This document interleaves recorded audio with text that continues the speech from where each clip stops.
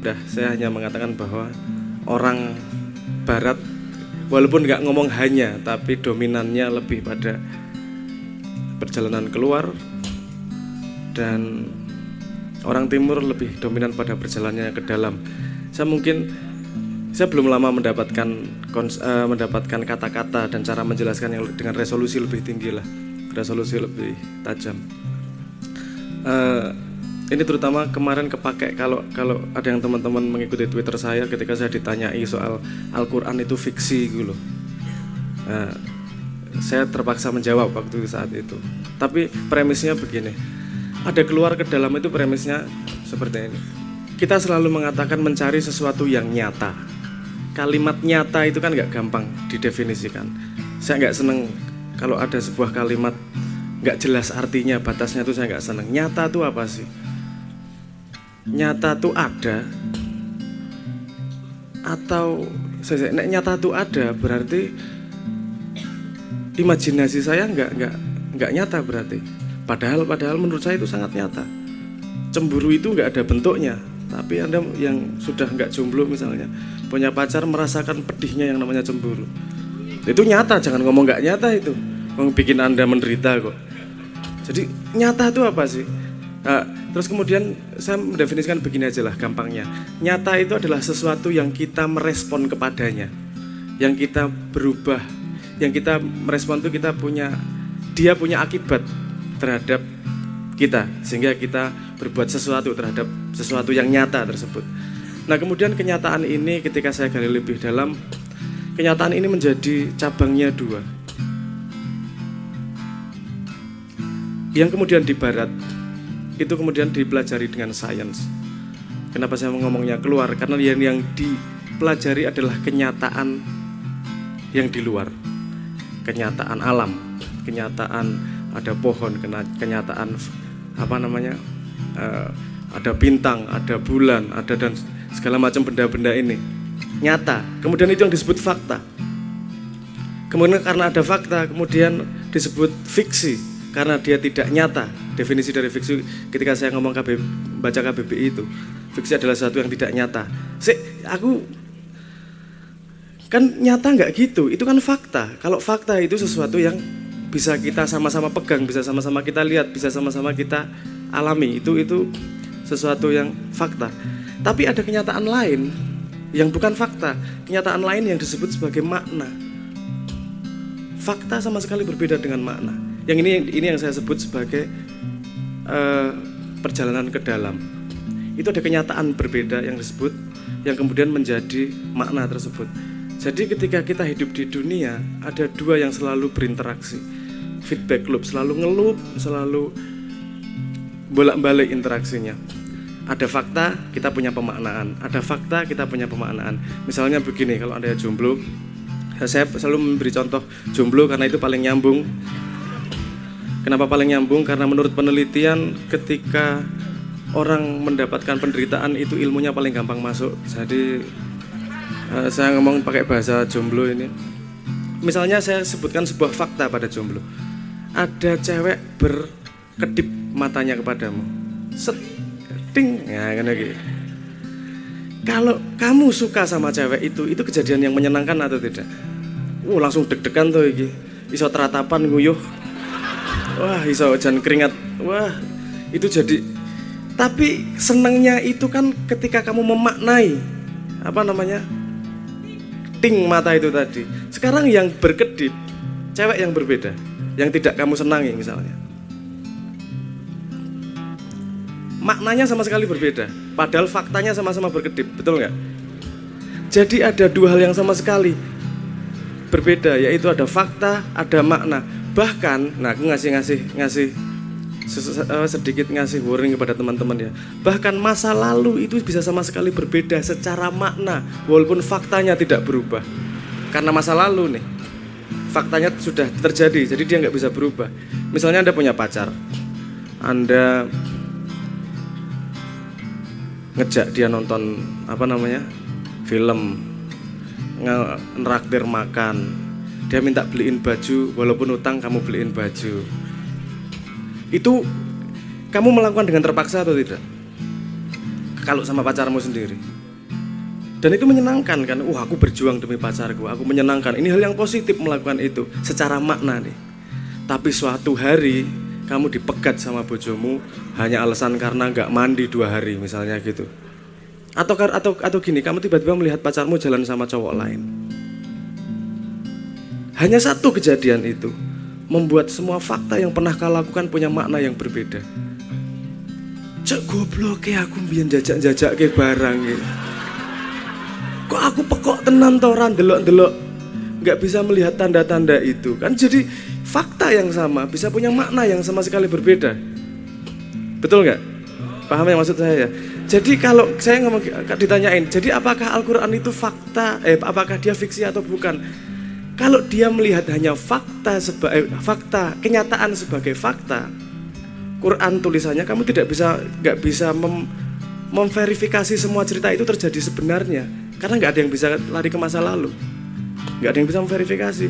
Kalau kamu pakai kacamata itu, kamu mau ngomong fiksi bener, tapi kacamatamu tidak lengkap melihat dunia, tidak melihat Quran. Quran tidak mempresentasikan dirinya sebagai fakta, tidak nggak ngomong aku buku sejarah, aku buku fisika yang mengatakan fakta, enggak. Karena saya orang Islam sendiri, dan saya bukan orang Islam, saya sendiri melihat Al-Quran bukan mempresentasikan fakta. Dia mempresentasikan makna. Dan makna itu tidak bisa kamu katakan fiksi, karena makna adalah hak setiap orang. Paham maksud saya ya? Jadi nggak lengkap kamu ngomong itu fiksi, karena analisismu terhadap kenyataan sendiri tidak lengkap. Pisau analisismu, pisau bedahmu nggak lengkap. Nah, kenapa sains berkembang di barat? Karena dia keluar yang dia cari adalah fakta. Mempelajari matahari 6.000 derajat, ada prominensa, misalnya dia menemukan ada air di luar angkasa, airnya jumlahnya 3 triliun kali jumlah air di muka bumi, dan kalau dilihat kemungkinan baunya kayak bau bir. Lu iki tenan iki penelitian astronomi iku. Aku yang guyu ndelok bir rek kok ndagel iku bir. Orang timur tidak akan lari ke situ. Kenapa? Mau 6.000 derajat, 9.000 derajat, 3 juta derajat, apa hubungannya uripku? Dia punya makna apa buatku? Orang barat belajar sains, belajar dinosaurus dulu gini dan segala macam. Orang timur naluri pertamanya, ngopo aku sinau kuwi apa hubungannya karo uripku? Nambah aku dewasa kah? Nambah aku pandai kah?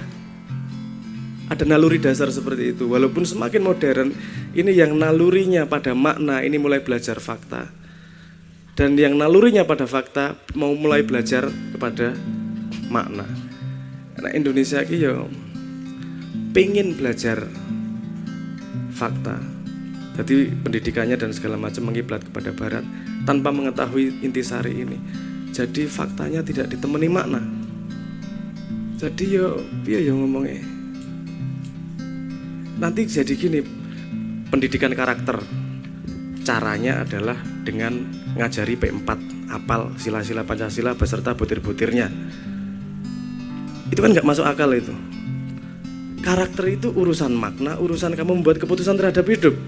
Pengetahuanmu tidak kepala manusia, pengetahuan manusia itu tidak bisa merubah perilakunya, wis toh. Kalau segampang itu merubah perilaku dengan pengetahuan, nggak ada yang namanya teknik diet. Nah pengen kuru aku tak ramangan, selesai. Kan tahu di kepalanya, ini berdosa aku harus berhenti, selesai. Kan nyatanya nggak seperti itu, bahwa kita tidak dengan sedemikian mudah merubah perilaku kita hanya karena kita tahu mana yang benar. Nah ini pengetahuan dasar seperti ini dari pengetahuan makna, perbedaan antara makna dan fakta. Jadi ketika saya ngomong orang barat lebih keluar, itu karena yang mereka pelajari pertama adalah fakta. Yang dasar terkecilnya disebut sebagai elektron, proton, neutron dan segala macam itu. Kalau orang timur ngelihat eksplorasi utamanya adalah ke dalam, yaitu pada kenyataan makna. Yang dicari adalah maknanya. Makanya kalau misalnya ini nggak hanya Indonesia, kebanyakan di daerah timur. Kalau misalnya Mahabharata atau Ramayana, saya lupa namanya, tapi gini, kalau di cara pembukuan di India itu selalu ada kepalanya, selalu ada headernya, ada tuan, ada mas, ada apa gitu loh, ada kepala, sebutan kepalanya. Dan ini ada 3 kategori, ada fiksi, ada sains, dan ada sejarah. Kalau Mahabharata sama Ramayana ini masuk pada kategori sejarah. Tapi kalau pakai disiplin barat, ini nggak enak dilihat sebagai sejarah. Kenapa? Karena nggak ada informasi kudanya berapa, jumlah pasukannya berapa, perangnya bagaimana strateginya. Itu nggak ada, nggak ditulis secara detail. Yang ditulis secara detail adalah interaksi antar manusianya, pergolakan Arjuna ketika harus melawan kakaknya si Karna, pergolakan macam-macam, tapi pergolakan manusianya yang ditulis lebih detail. Kenapa? Karena memang orang Timur lebih melihat pada makna dari apa yang terjadi. Ketika dibaca itu jadi relevan karena kita secara manusia masih bisa mengambil makna di situ. Kalau Anda lihat buku sejarah barat, yang ditulis pertama apa? Bukan interaksi manusianya, tapi yang ditulis pertama adalah fakta-fakta di luar itu tadi. Jumlah pasukannya berapa, kudanya berapa, kavalerinya berapa, jalannya lewat mana, logistiknya di mana nyarinya, dan seterusnya lah.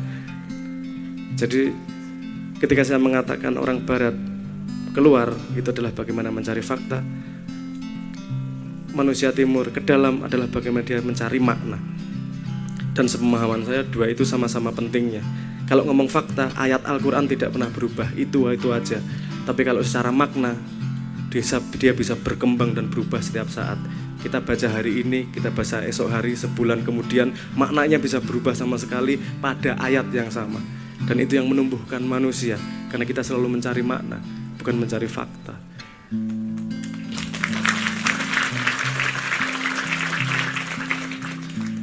Itu tentang makna dan fakta, tentang keluar dan ke dalam. Mau disatu dulu. Kan ada 3 tadi, nyata, fakta, makna. Jadi saya kira harus kita resume. Jadi yang sebenarnya nyata itu yang fakta apa yang makna? Menurut saya kira-kira berang ya? Terus ke? Ya kudune terusane ngono kowe. Enggak, ya serapok ya. Sepemahaman saya, yang nyata itu sebenarnya pemaknaan kita terhadap fakta, bukan faktanya sendiri.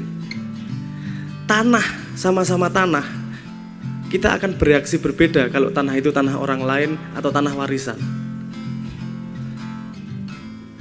Wanita, sama-sama wanita, akan berbeda reaksinya kalau kamu naksir sama enggak.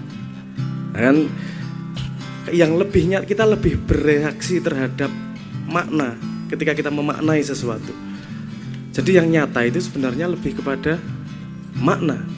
Tapi makna itu paling mudah di-trigger, diawali dari fakta.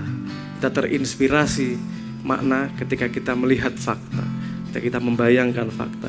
Jadi podo pentingnya. Saya sendiri punya teori, nah ini teoriku dewe ya, ini bukan teori saintifik ya, ini teoriku sendiri. Yang disebut kesadaran adalah loop, putaran antara fakta dan makna, fakta dan makna itu. Sehingga ketika kita bangun tidur, kita sudah ngelihat gini tapi masih bingung, belum bisa meroses. Anda pernah nggak Anda lagi tidur, dibangunin tiba-tiba terus, kebakaran, Anda tiba-tiba berdiri terus lari tapi nggak jelas ngapain. Ini belum proses nih kepalanya. Kenapa? Karena belum muter, belum asik gasnya, baru gas 1 belum muter. Ketika wes nyambung, nggak rapi aku gue. Jadi menurut saya kesadaran ada di situ, perputaran antara fakta dan makna. Mana yang lebih penting? Dua-duanya penting. Tapi yang bisa tumbuh itu makna, itu bedanya. Kalau fakta hanya bisa kita olah menjadi bentuk yang berbeda, barang yang berbeda. Tapi kalau mana bisa berkembang dan mendewasakan manusianya. Jadi yang lebih nyata pada manusia, yang lebih nyata itu berarti bukan, yang lebih nyata itu yang lebih berpengaruh kepada perilaku kita adalah pemaknaan kita terhadap fakta tersebut. Jadi kalau aku ngandani anakku, nanti aku nyiapke beberapa kalimat. Kalau anakku ki teror soalnya, jadi kudu siap-siap aku dari sekarang. Nanti ketika dia bertanya pada pilihan, aku harus milih yang mana nih jalan, aku milih yang mana nih, aku akan menjawab begini, kamu pilih jalan yang lebih membuatmu memiliki makna, lebih bermakna bagimu, bukan yang lebih menguntungkan, bukan yang lebih membahagiakan, bukan yang lebih mengenakkan, tapi yang lebih bermakna pada dirimu. Kenapa? Karena yang menumbuhkanmu adalah makna, bukan kebahagiaan, bukan kesenangan, bukan imajinasi. Mbuh nek anakku kok sok bantah karo aku. Ya ora ngono, Pak.